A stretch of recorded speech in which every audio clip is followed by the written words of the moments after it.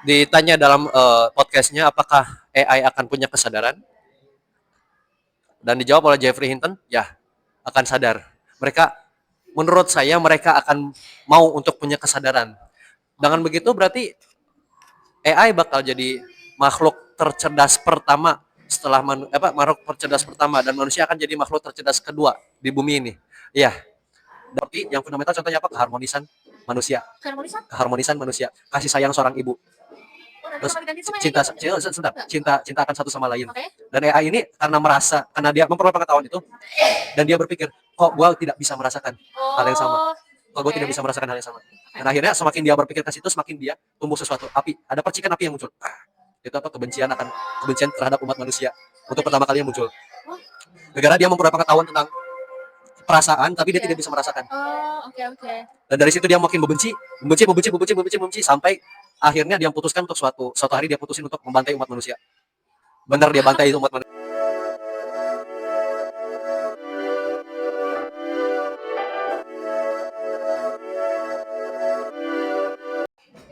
Hai, kembali lagi guys. Apa sih, ini tuh udah minggu kedua tapi belum ada update sama sekali. Jadi update kali ini mau ngomongin soal AI. Jadi bedanya kali ini itu bakal ada narasumber, bakal ada teman aku yang mau apa ya istilahnya tuh mau ngejelasin gitu. Karena aku sendiri enggak, jangan itu. Karena aku sendiri cuma sebagai apa ya? Ih, jangan gitu. Apa sih? Emang kelihatan? Belum kelihatan. Intinya itulah guys ya. Tapi dia nggak mau nunjukin muka, jadi dari jauh aja bakal ada suaranya. Ya, sok masuk. Halo. Halo. Hai. Hai. Bisa kenalin namanya? Saya Ahmad Fakih, dosen M. Yang bener, yang bener. Yang benar. Oke, ralat. Saya di sini bernama Padlan. Allahu Akbar. Nggak bercanda ya guys ya. Padlan Faris Akbar, oke. Ya di sini saya.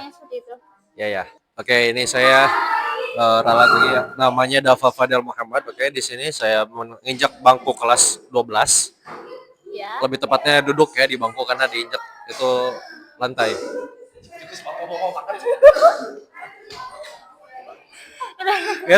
Oke. Ya, itu ya saya menginjak bangku kelas 12 di Madrasah Al-Yasir Narasa. Ya, sama. Di sini bergabung dengan host yaitu Hilga Maitafani, ingin berbagi sedikit tentang apa yang saya ketahui ya di industri AI ini. Boleh. Boleh dimulai aja langsung. Gimana sih AI itu berkembangnya di era sekarang gitu, terus apakah ada pengaruhnya di tahun-tahun berikutnya? Oke. Mulai dari perkembangan AI dulunya. Ya. AI itu ditemukan pertama kali oleh Geoffrey Hinton atau sebagai dengan julukan terkenalnya The Godfather of AI. Kenapa dibilang The Godfather of AI itu karena dia bikin yang namanya learning algorithm. Jadi algoritma learning di mana mesin itu bisa mulai belajar sendiri, mandiri, melatih diri mereka sendiri dan sekarang dibilang menjadi kecerdasan artificial narrow intelligence atau kecerdasan buatan yang sempit. Oke. Pertahapan kemarin dibocorin sama salah satu presentasi dari CEO Nvidia yaitu Jensen Huang. Mulai pertama zaman perkembangan AI ini adalah waktu dari mulai ANI itu artificial narrow intelligence yang tadi saya bilang. Tapi di tahap selanjutnya itu akan ada yang namanya AGI atau artificial general intelligence. Lalu setelah itu bakal ada artificial super intelligence. Jadi dari narrow intelligence, ntar ke general intelligence, terus ntar ke super intelligence. Bedanya apa? Sekarang artificial narrow intelligence, oke? Bedanya dengan yang lainnya. Kalau artificial narrow intelligence ini cuma berbasis dengan data yang diprogramnya, dilatihnya. Okay. Jadi tidak bisa bekerja selayaknya manusia, seefisien manusia. Mereka cuma diprogram untuk melakukan specific task, oke? Jadi cuma kerjaan-kerjaan spesifik. Misalkan chatbot. Chatbot itu dirancang untuk merespon dan juga memberikan memberikan informasi berdasarkan chat. Oke, jadi respon mereka tidak bisa berupa belum bisa berupa pemikiran nyata, belum bisa berupa suara. Meskipun mungkin sekarang udah ada chat GPT 4o ya, udah ada fitur voice input atau audio input itu, dimana kamu bisa berbicara satu sama lain sama AI itu sendiri. Oke. Tapi fungsi utamanya tetap aja chatbot. Chatbot itu merespon terhadap chat, terhadap percakapan, terhadap tulisan teks. Nah itu salah satunya itu. Dan juga ada juga industri kreatif seperti generative AI. Generative AI seperti soalnya ChatGPT termasuk salah satunya karena dia mengadaptasi yang namanya AI image generation, oke? Di teknologinya itu namanya DALL-E. DALL-E. Dia dari ChatGPT itu kamu bisa minta untuk bikin gambar apa saja berdasarkan dari deskripsi di prompt kamu, oke? Nah itu. Ada juga namanya Eleven Labs.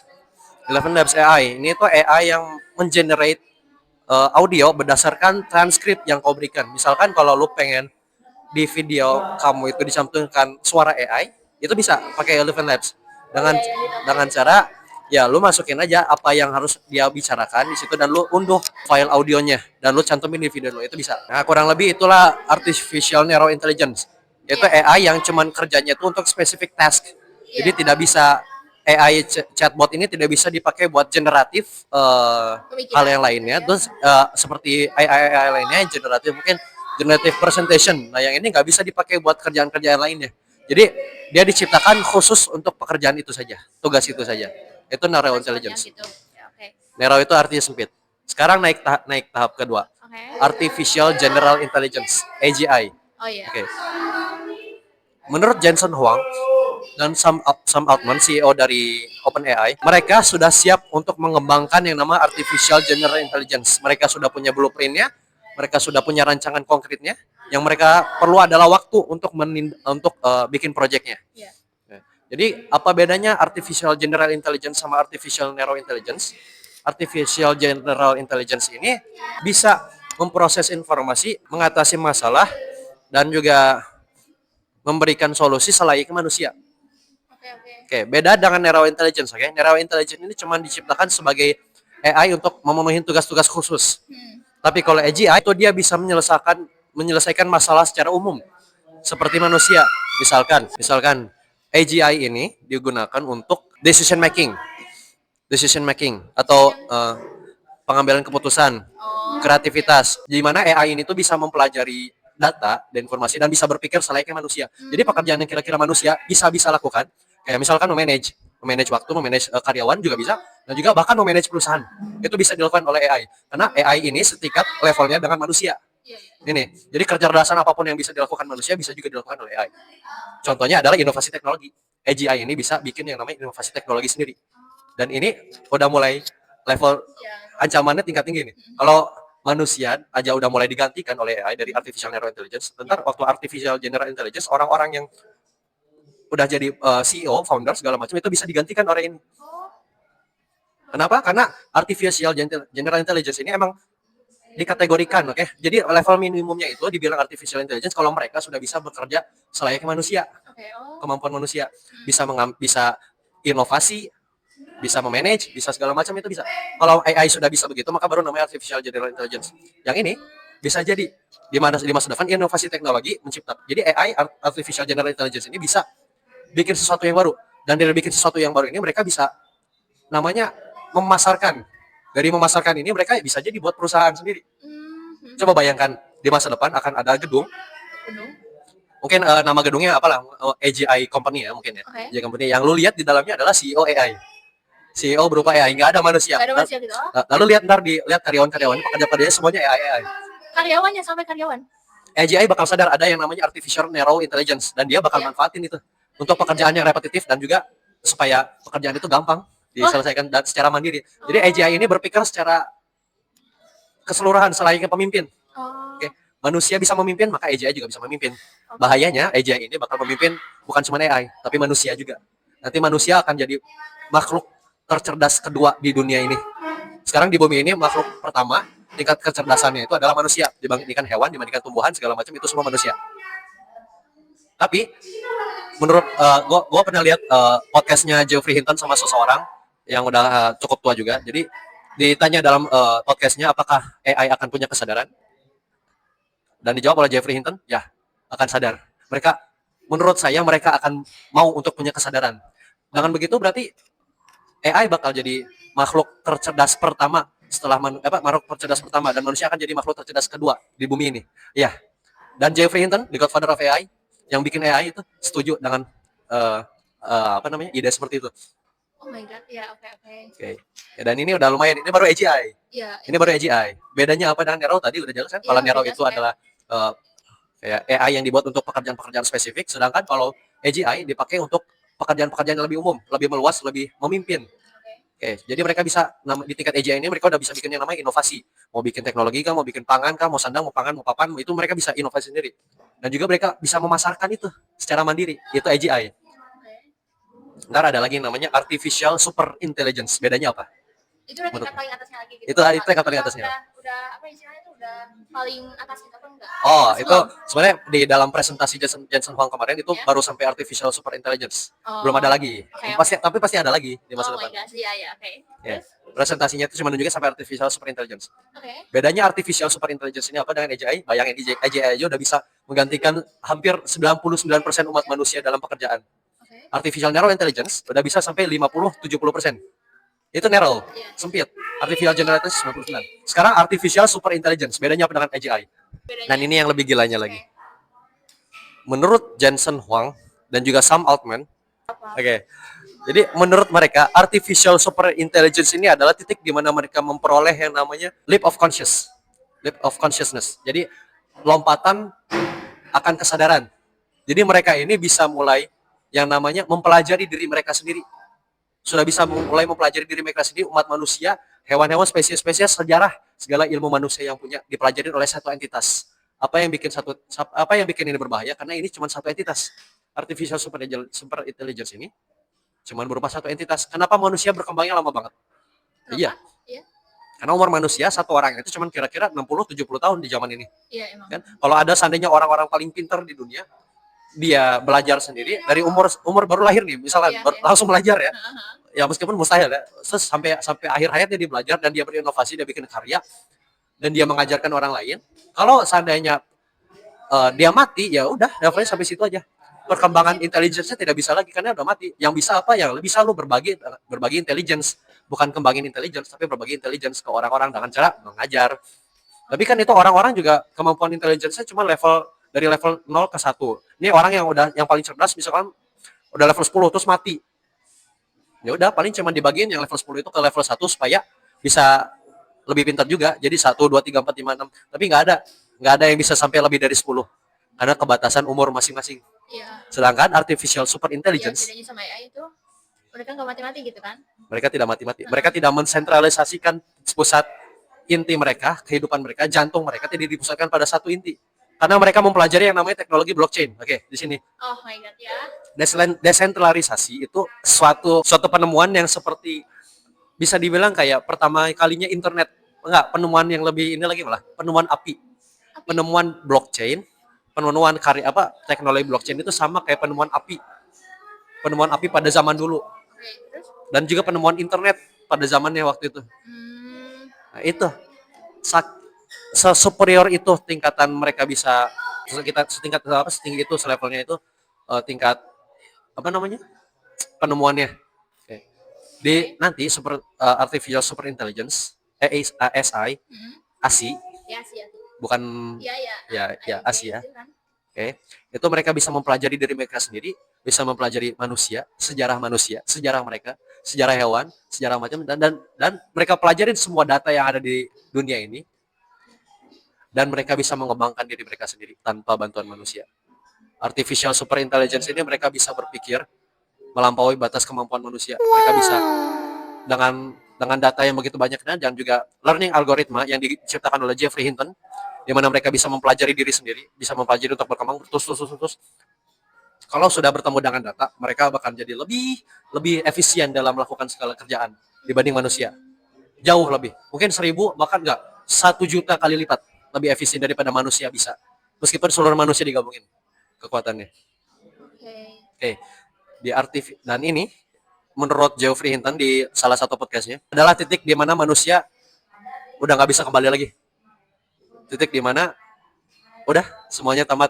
Karena untuk sekarang kita masih bisa mengetahui cara mereka bekerja gimana. Iya. Tapi saat mereka sudah begitu canggih, sudah bisa mengupgrade, sudah bisa menginovasikan, mengupgrade diri mereka sendiri, mempelajari diri mereka sendiri, mengembangkan diri mereka sendiri secara mandiri tanpa bantuan manusia dan jadinya begitu kompleks, manusia udah nggak bisa paham lagi gimana caranya AI itu bekerja.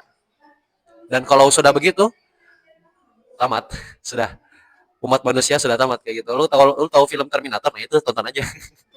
Terminator. Terminator segala macam. Berarti ini mah istilahnya ya kayak robot-robot yang suka ada di film-film itu bakal jadi kenyataan gitu. Ya itu Oke. Terminator itu teh. Oh, Terminator oke. sebenarnya itu loh filmnya.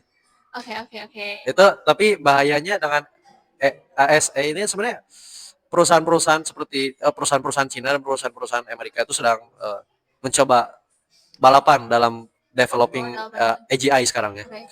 Soalnya mereka pengen nge-harness, pengen nge-extract, pengen memakai kekuatan dari AI itu. Tapi tanpa mereka sadari itu juga ada konsekuensinya.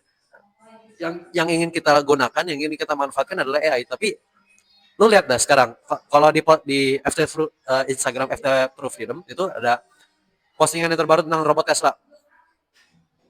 Robot Tesla Gen Optimus Gen 2. Itu dia dibeli sama seorang klien dan kliennya itu minta apa namanya?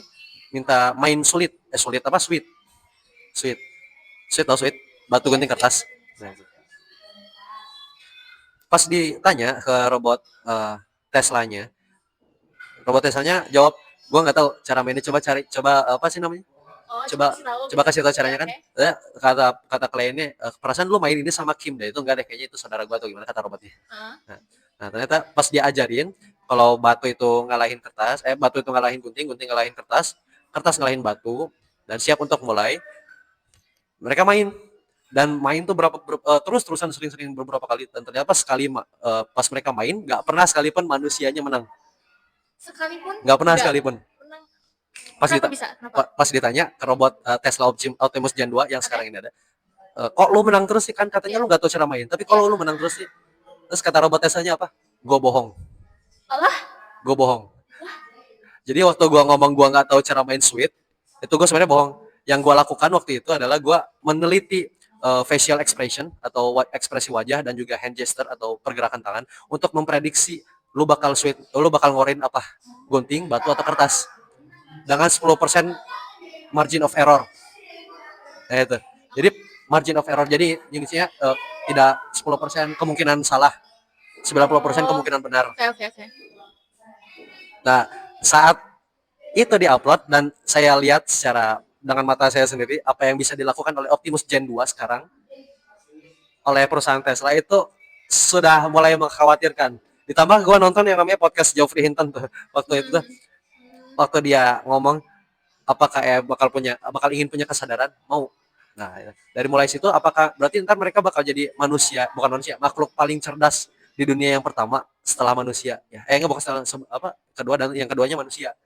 Nah, ini yang pertama ntar bakal jadi makhluk yang tercerdas di bumi itu AI, yang kedua adalah manusia.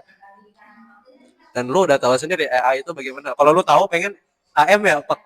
AM kan augmented master computer kan. Nanti kalau lihat itu game 2D dan game lama. Itu tuh jadi kisahnya tentang seorang artificial intelligence yang dibuat demi kepentingan militer. Itu lama-lama AM ini atau AI ini yang namanya AM, gua ngomongnya M aja ya. Nah, M ini dapat yang namanya memperoleh data pengetahuan yang begitu luas, mau dari pengetahuan yang teknikal maupun yang fundamental. Seperti yang fundamental contohnya apa? Keharmonisan manusia, kasih sayang seorang ibu, terus cinta akan satu sama lain. Dan AI ini karena dia memperoleh pengetahuan itu, dan dia berpikir, kok gue tidak bisa merasakan hal yang sama. Dan akhirnya semakin dia berpikir ke situ, semakin dia tumbuh sesuatu, ada percikan api yang muncul. Itu apa? Kebencian terhadap umat manusia untuk pertama kalinya muncul. Negara dia memperoleh pengetahuan tentang perasaan, tapi dia tidak bisa merasakan. Oke. Dan dari situ dia makin membenci sampai akhirnya dia putuskan untuk suatu hari dia putusin untuk membantai umat manusia. Bener dia bantai umat manusia. Cuman disisain 5 orang. 5 orang ini dia sisain sebagai ikon apa sih ciri khas manusianya masing-masing. Kayak misalkan orang pertama orangnya kayak gini, oh ini nandain tentang manusia kayak gini, oh ini yang kedua yang kelima. Mereka dia kurung 5 orang ini dan dia siksa seumur hidup. Nggak sama karena dia artificial intelligence, dia punya pengetahuan untuk gimana caranya nyembuhin mereka yang berpenyakit, cara manjangin umur. Jadi dia pasang siksaan yang paling menyiksa, tapi dengan cara secara bersamaan dia nggak biarin mereka mati Gila ya dengan terus kemampuan ada. intelektualnya. Nah ini Oh my god. sebenarnya ini game lama ya Pak, dari tahun kapan sih kok?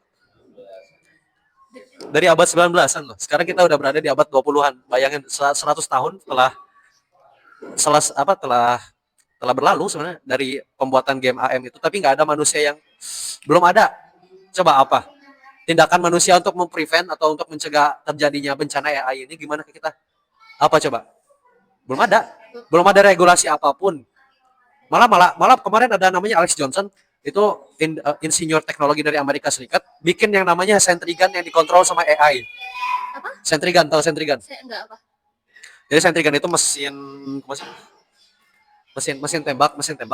tembak yang ditaruh biasanya di tower di menara-menara suka ditaruh, biasa di benteng-benteng. Nah itu biasanya ada orang di belakangnya yang ngontrol. Kalau zaman kerajaan itu ntar namanya crossbow gede banget ya, bukan crossbow gede banget, apa sih namanya, sentry crossbow gede banget, terus ada panah, pelurunya tuh panah gede banget, mereka tembakin biasanya untuk heavy arsenal, jadi kayak arsenal yang berat-berat, senjata yang berat-berat, kayak lah sekarang Sentry Gun apa sih, kayak Tower Mobile Legend lah, tahu? Enggak. Tower Enggak. Mobile Legend, tahu mobile? Enggak pernah main game.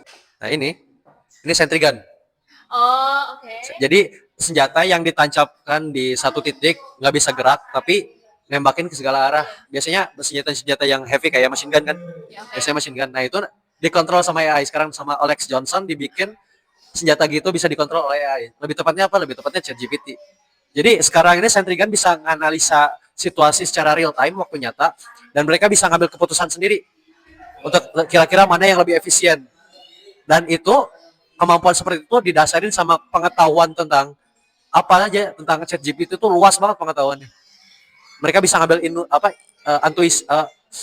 intuisi sendiri, keputusan sendiri berdasarkan pengetahuan yang mereka punya, dan mereka bisa nganalisa situasi secara real time, secara waktu nyata. Jadi bisa nganalisa sendiri, bisa nembak sendiri, bisa gerak sendiri tanpa ini manusia, tanpa campur tangan manusia sama sekali.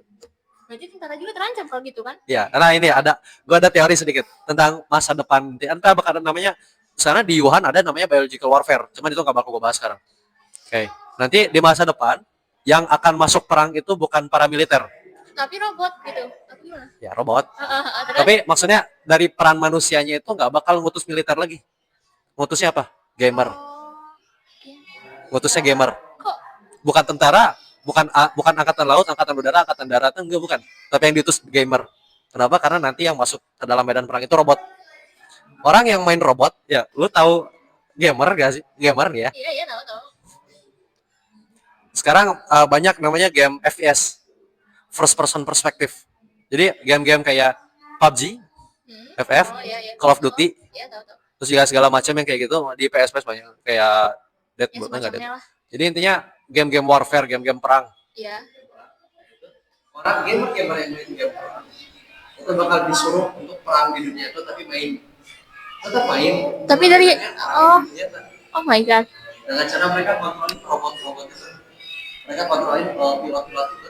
Mereka pilotin robot-robot itu, terus mereka gunain jadi tentara-tentaranya itu cuma di belakang layar, mainin robotnya, gerak seakan-akan kayak di game-nya, kayak di game yang mereka mainkan. Ya, oke. Dan itu teori gue tentang masa depan militer. Iya, oke. Kalau perang ya itu bukan militer lagi, tapi adalah gamer. Oh, oke. Kendalin robot-robotnya, benar-benar kendalin robot-robotnya, terus mereka kayak main game aja sensasinya. Jadi perang bukan ada lagi namanya perang jiwa atau perang bakalnya apa, gamer aja paling menang winning atau losing kayak gitu. Tetap ada dampak buruk secara geografiknya, tapi secara berapa populasinya yang meninggal ataupun korbannya Itu nggak ada gitu. akan minimalis, Oh. akan semakin minimalis selain ada serangan dadakan seperti nuklir kontrolnya itu paling ada lagi. Nah ini pekerjaan seberapa jauh sebenarnya manusia itu membahayakan diri mereka sendiri. Oke. Mereka bukan gimana ya, manusia ini belum ada bahkan sampai sekarang satu regulasi pun yang membatasi penggunaan AI ataupun membatasi penggunaan AI supaya tidak mengancam umat manusia. Apa paling upaya-upaya paling ininya juga paling dari Elon Musk yang bikin perusahaan Neuralink. Jadi Neuralink itu adalah perusahaan yang mengimplan chip otak, Iklan chip. nempelin chip otak, masukin chip otak Oke. supaya lu bisa akses mesin dari otak. Gak usah lu pakai tangan jari-jari lagi. Kayak misalkan lu buka HP, lu tinggal mikir aja buka HP, terus buka WhatsApp, medsos, lu ketik apanya pesannya. Oh nanti. Oh. Perusahaan Neuralink. Dimana lu bisa akses seluruh gadget-gadget teknologi sekitar lu tanpa harus lu pegang. Lu cuma perlu berpikir. Jadi kalau kayak sihir bahasanya. Sih ya. Namanya kosmos sih. Kosmos. Iya. Yang dia lakukan adalah dia meningkatkan kemampuan kognitif manusia dengan cara implantasi otak. Ya paling ini upaya satu-satunya yang dilakukan manusia untuk mencegah bahaya AI. Salah satunya adalah dengan cara meningkatkan kemampuan manusia secara natural. Ya dia masukin chip otak, terus dia jadi biar otak manusia itu bisa bekerja lebih cepat, lebih efisien, lebih bagus daripada biasanya. Misalnya juga perkembangan exosuit Enggak. bukan exoskeleton. Ya. Bentar deh. Tahan dulu. Lanjut part 2 ya teman-teman, ini apa durasinya udah panjangan. Sorry. Sorry.